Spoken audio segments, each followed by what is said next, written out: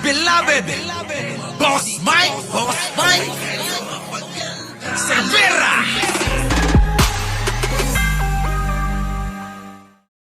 Pero alam nyo, may sinabi naman si Sarah. Nahulaan ko, no? Leonora Brown, no? Tawa ka ng tawa, eh.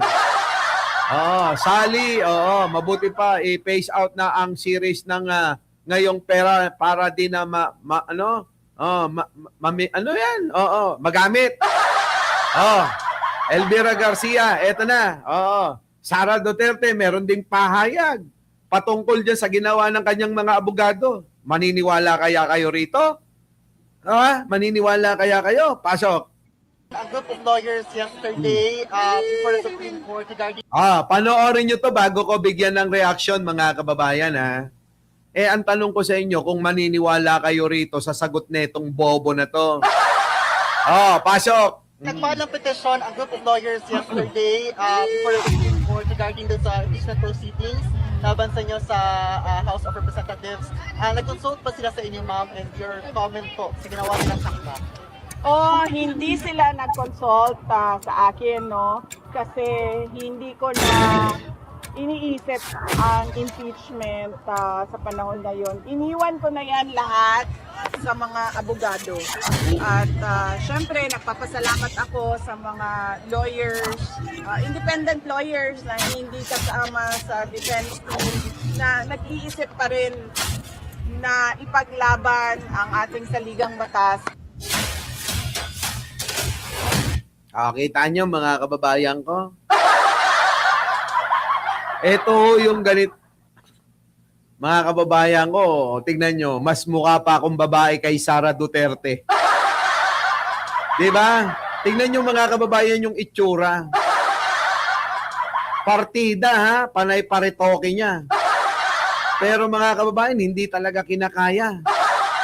Yun lang muna yung napansin ko, ha? Mamaya na natin bigyan ng reaksyon yung sinasabi niya. Mga kababayan ko, mapanglait to, eh. Tinatawag niya na butod si First Lady. Di ba, mga kababayan ko? Tingnan nyo, kapag kaho walang filter, kapag kaho, mga kababayan, kuha ng mga cameraman ng media, labas na labas, mga kababayan, ang totoong itsura. Grabe, no, mga kababayan? Tingnan nyo yung mata, Tingnan nyo yung mata, titigan nyo. Talagang mukhang mga kababayan, walang gagawing maganda. At tignan nyo naman yung kutis, mga kababayan ko. Mas makinis pa ang kutis ng bakla. Kita nyo, mga kababayan, ang ngipin. Yung ngipin, mga kababayan, parang hindi nagpapadentista. Grabe, paano kaya makikipaglaplapan si Sara? Kung ganito, mga kababayan, ay nako. Pagka ganyan, nako, ewan ko ba? Ayan, tingnan nyo yung itsura, di ba, mga kababayan? Parang Leonora Brown, parang, parang boksingerong bakla. Ganyan ang itsura ni Sara. Di ba? Sige na, eto na, yung kanyang bigyan natin ng reaksyon yung sinasabi. Hayop na re. Ano sabi mo? Wala kang alam? Naniniwala ba kayong walang alam si Sara doon sa pagsasampa, pagtakbo sa Korte Suprema? Kayo, mga kababayan ko, sinong bobo niloloko nito? Yung mga DDS na tanga. Di ba? Ito na. Nagfile ng petition ang group of lawyers. Nakanganga, no? Mga kababayan, nakita nyo? Ayan, no? May titatanong sa kanya, nakanga. Ganito ang palatandaan ng bobo. Kapag tinatanong nyo, tapos nakangangang ganyan, habang pinapakinggan, yung tanong, nakangangang ganyan.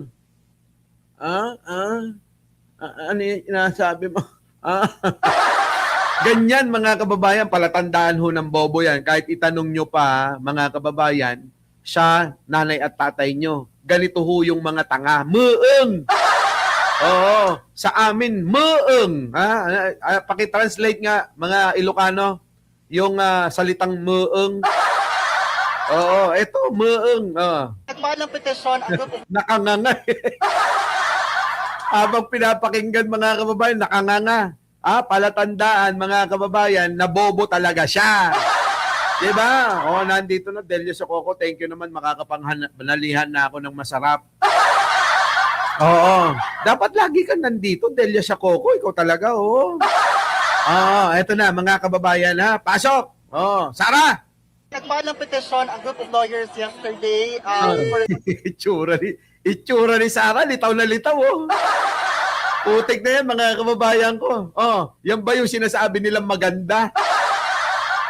Alam nyo, mga kababayan, maganda daw si Sara. Pero kapag ka nakapilter, pwede na. Pag nakapilter. Pero pagka ganito, mga kababayan, tignan nyo siya. Sige, tuloy. Supreme Court regarding dun sa impeachment proceedings laban sa inyo sa House of Representatives. Nag-consult pa sila sa inyo, ma'am, and your comment po sa ginawa nila sa akla. Kita nyo?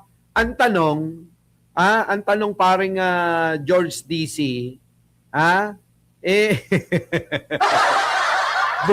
bullying yata yan. Hindi! Ginaganti lang natin si First Lady. Shoutout kay First Lady, nanonood ngayon Ang nag-chat sa akin, sabi niya, oy, nanonood ako ng vlog mo. Sabi sa Malacanang, nanonood sila. Shoutout po sa lahat ng mga nasa Malacanang ngayon. Alam ko po na nasa malaking TV ako na pinapanood nyo. Igaganti muna natin si First Lady. First Lady, ito yung tumatawag sa yung butod, tignan mo naman yung itsura, layo-layo sa itsura mo noon, Siyempre, mga kababayan, si First Lady, umidad na. Kahit naman si Leonora Brown noong araw, di ba? Kayo lahat dito, sila Dali Babes Castro, yung mga babae rito, nung kabataan nyo, alangan naman na isa lang yung naging boyfriend nyo. Mga kababayan ko, kung isa lang yung boyfriend nyo, at yun na rin yung napangasawa nyo, ay pangit kayo. Di ba, mga kababayan? Pero kung kayo mga tatlo, pwede na yun. Pag naging 5, naku, medyo marami nang pumipila nun. Kapag ka nakasampu kayo, ay nuknukan kayo ng ganda. Pero ang ganda lumilipas yan, mga kababayan. Di ba? Di ba? Tinamaan si Catherine Galpo. Di ba? Talaga. Medyo boring talaga yan.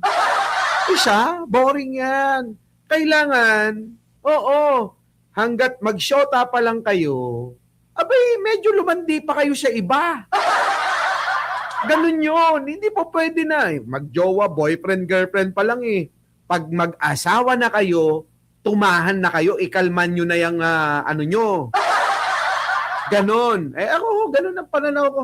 Pagka kayo ay may asawa na, kasal na kayo, nag-tell death do us part na kayo, itigil nyo na, ikalman nyo na yung nyo, pengpang nyo. Ganon. Pero pag syota, mga kababayan, hindi ko naman sinabi na nagsyota kayo, bengbang kayo rito, bengbang kayo doon. Hindi ganon. Pwede na yung mga ismak-ismak yan, ganyan. Pag hindi nyo napipigilan, halikan nyo sa labi. Pag hindi nyo pa rin napigilan, kapa-kapa ng konti. Pero wag nyong isusuko ang bataan. Hindi ko sinabi na kapag ka nag-boyfriend, girlfriend kayo, bengbang dito, bengbang doon. Bengbang na naman sa isa, bengbang na naman doon. Hindi ho. Baka mamali kayo ng pangunawa. Pag nag-boyfriend, entertain pa kayo ng iba. Ganon. Di ba, mga kababayan? Bengbang. Yung iba kasi, pagka-boyfriend, girlfriend, nagbebengbangan na. Magpakasal muna kayo. Tsaka nyo ibigay sa kanya. Oo, di ba? Ang problema, grabe, yung boyfriend na nagtitiis, yun na yung second place.